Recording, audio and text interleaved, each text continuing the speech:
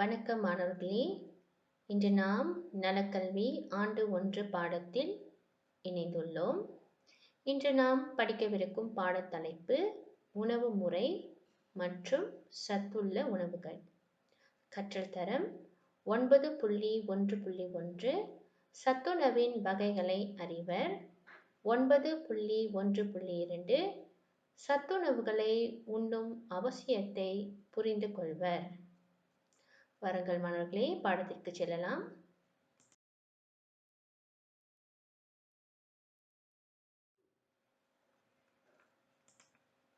மாணவர்களே, முதலில் நாம் ஏன் சத்துள்ள உணவுகளையே உண்ண வேண்டும் என்பதை பார்ப்போம். நாம் ஏன் சத்துள்ள உணவுகளை உண்ண வேண்டும்? நம்முடைய உடல் வளர்ச்சிக்கு அது மிகவும் உதவும் மாணவர்களே. இங்க பார்த்தீங்கன்னா, இந்த படத்துல பார்த்தீங்கன்னா, இந்த சிறுவனும் சிறுமியும் என்ன செய்திருக்காங்க? வளர்ந்துருக்கிறாங்க. சரிங்களா? நம்ம எப்பொழுதுமே சத்துள்ள உணவுகளை உட்கொண்டால் நாமும் இவர்களைப் போல வளர்ச்சி அடைவோம். சத்துள்ள உணவுகளை நாம் உண்ணாவிட்டால் நம்முடைய வளர்ச்சி அங்க குறைவாக இருக்கும்.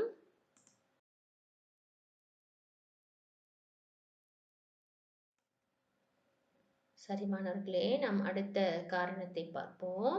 நாம் ஏன் சத்துள்ள உணவுகளையே உண்ண வேண்டும்? காரணம், சத்துள்ள உணவுகள் நம் உடலுக்கு பலத்தை தரும். இது போன்று இந்த சிறுமியை போன்று பலசாலியாக திகழ்வீர்கள். சரிங்களா? இவங்க நிறைய காய்கறிகளும் பழ வகைகளும் சாப்பிட்றாங்க பார்த்தீங்களா? அவங்களும் பார்ப்பதற்கு பலசாலியாக இருக்கிறாங்க.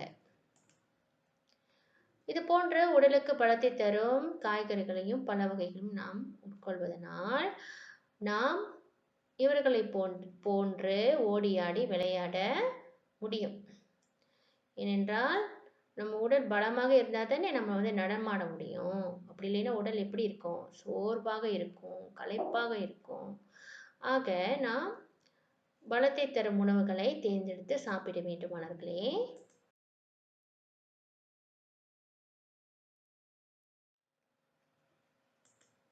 தொடர்ந்து நாம் ஏன் சத்துள்ள உணவுகளையே உண்ண வேண்டுமா? 3வது காரணத்தை பார்ப்போம். உடல் நலத்தை பாதுகாப்போம். சத்துள்ள உணவுகள் நம்முடைய உடல் நலத்தை பாதுகாக்கும். இப்படி சரிங்களா? காய்கறிகளை சாப்பிட்டால் இந்த சிறுவனை போன்று நாம் ஆரோக்கியமாக இருப்போம். இல்லை என்றால் நமக்கு பலவிதமான நோய்கள் வர வாய்ப்பிருக்கின்றன. சரிங்களா? வயிற்று வலி, தலைவலி, காய்ச்சல், இருமல், சளி போன்று நிறைய நோய்கள் ஏற்படலாம். சரிங்களா? அதனால நாம் இப்பொழுதும் சத்துள்ள உணவுகளையே உண்ண வேண்டும்.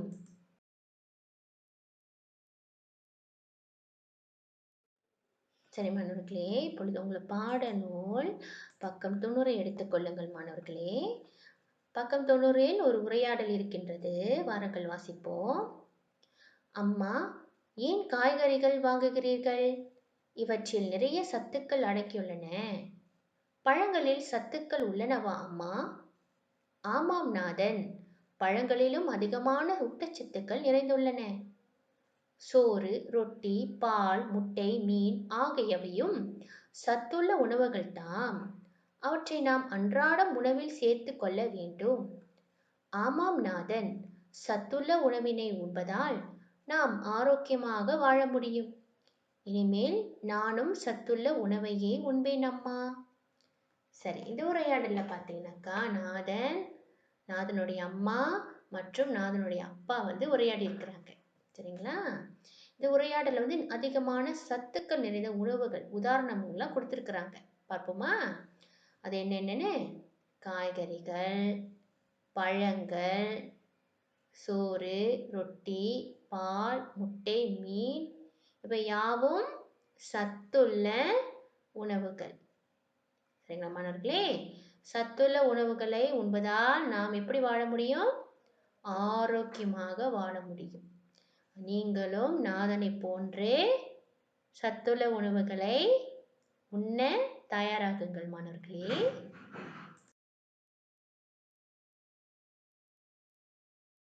இப்பொழுது நீங்க பார்த்தீங்கன்னா மாணவர்களே, உங்களுடைய பாடநூல் பக்கம் 91ல் சில உதாரண சத்துள்ள உணவுகளை கொடுத்துருக்குறாங்க.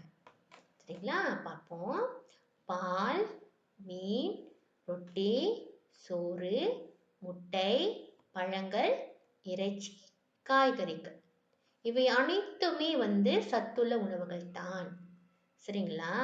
சத்துள்ள உணவுகள் தான். இந்த உணவுகள் எது நம் உடல் வளர்ச்சிக்கு உதவும், உடலுக்கு பலத்தை தரும், உடல் நலத்தை பாதுகாக்க உதவி செய்யும் என்பதைத்தான் நம்ம பார்க்க போறோம். ஆசிரியர் உங்களுக்கு கொடுத்துருக்க பாருங்க. என்னென்ன உணவுகள்லாம் உடல் வளர்ச்சிக்கு உதவும் மாணவர்களே? பால், மீன், முட்டை, இறைச்சி போன்ற உணவுகளை நீங்க சாப்பிட்டீங்கன்னாக்கா சீக்கிரமாக வளர்ந்துருவீங்க. உங்களோட உடல் வளர்ச்சிக்கு அது மிகவும் உதவும். சரிங்களா? இனிமே சாப்பிடுவீங்க தானே? நல்ல பிள்ளைகள் நீங்கள்லாம் சாப்பிடணும். அடுத்தது பாருங்க, உடலுக்கு பலத்தை தரும்.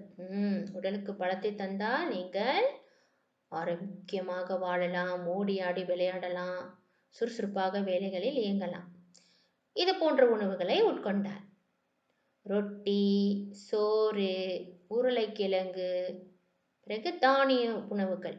தானிய உணவுகள்னா அதாவது இந்த ஓட்ஸ் சொல்லுவாங்க, ஓட்ஸ், நெஸ்தம், அப்புறம் இந்த கச்சான் வகைகள், இதெல்லாமே தானிய உணவுகள். இதெல்லாமே உங்களுடைய உடலுக்கு பலத்தை தரும். சரிங்களா? இனிமே சோறு எல்லாம் வேண்டான்னு சொல்லக்கூடாது. சரிங்களா? சோறு சாப்பிடணும், ஆனால் அளவாக சாப்பிட வேண்டும். எந்த உணவுமே நம்ம அளவாக சாப்பிட வேண்டும். அளவுக்கு மீறினால் அமிர்தமும் நஞ்சுன்னு சொல்லுவாங்க, கேள்விப்பட்டிருக்கீங்களா?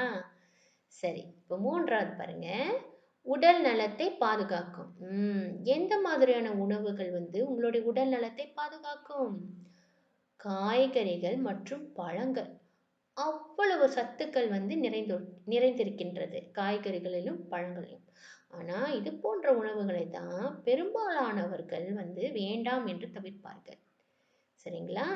இனிமே தவிர்க்க கூடாது. ஏன்னா இது போன்ற உணவுகள் உங்களுக்கு என்ன கொடுக்கும்? பாதுகாப்பு. உங்க உயிருக்கு, உங்கள் உடல் நலத்துக்கு பாதுகாப்பை கொடுக்கும்.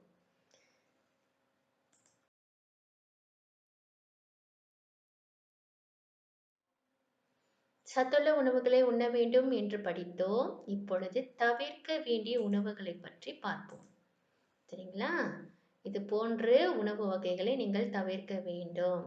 குறிப்பாக இனிப்பு வகைகள் நிறைந்த உணவுகளை தவிர்க்க வேண்டும். ஜங்க் ஃபுட், ஃபாஸ்ட் ஃபுட், சரிங்களா? இது மாதிரியான உணவுகளை நீங்கள் தவிர்த்தே ஆக வேண்டும் மாணவர்களே. அது உடலுக்கு நல்லதல்ல. பர்கர், ஸ்வீட் டோனட்ஸ், சாக்லேட், மிட்டாய்கள், இந்த மாதிரி கொக்கோ கோலா, சரிங்களா? பிறகு பனிக்கூழ், இது மாதிரியான உணவுகளை நீங்கள் தவிர்க்க வேண்டும். அது உங்களுடைய உடலுக்கும் நல்லதல்ல, பற்களுக்கும் நல்லதல்ல. இறுதியில் உங்களுக்கு இந்த மாதிரி உடல் வந்துடும். உடல் பருமனாகிவிடும். உடல் பருமனாகிவிட்டால் பார்ப்பதற்கும் அழகாக இருக்க மாட்டீர்கள்.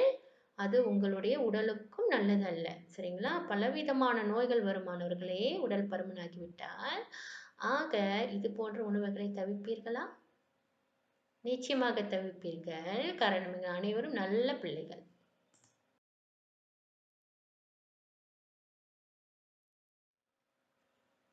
மாணவர்களே, நிச்சயம் இன்றைய பாடம் உங்களுக்கு புரிந்திருக்கும் என்று நம்புகின்றேன். இப்பொழுது பயிற்சிக்கான நேரம். சரி, முதல்ல நீங்க என்ன செய்ய வேண்டும் என்றால், சத்துள்ள உணவு வகை படங்களை ஒட்டுதல். உங்களுடைய நோட்டு புத்தகத்தில் சத்துள்ள உணவுகளை நம்ம முதல்ல படித்தோம் இல்லையா? காய்கறிகள், பழ வகைகள், ரொட்டி, பால், முட்டை என்று நிறைய படித்தோம் இல்லவா? அதில் உங்களுக்கு கிடைக்கின்ற பழங்களை தேடி நோட்டு புத்தகத்தில் ஒட்டுங்கள். தலைப்பு சத்துள்ள உணவுகள் என்று குறிப்பிடவும். சரிங்களா? இரண்டாவது பயிற்சி, ஒரு லைஃப் ஒர்க் ஷீட் இருக்கு. சரிங்களா? அது உங்களுக்கு நான் கொடுப்பேன். அதையும் செய்து முடித்த பிறகு புள்ளிகளை படம் பிடித்து எனக்கு அனுப்ப வேண்டும்.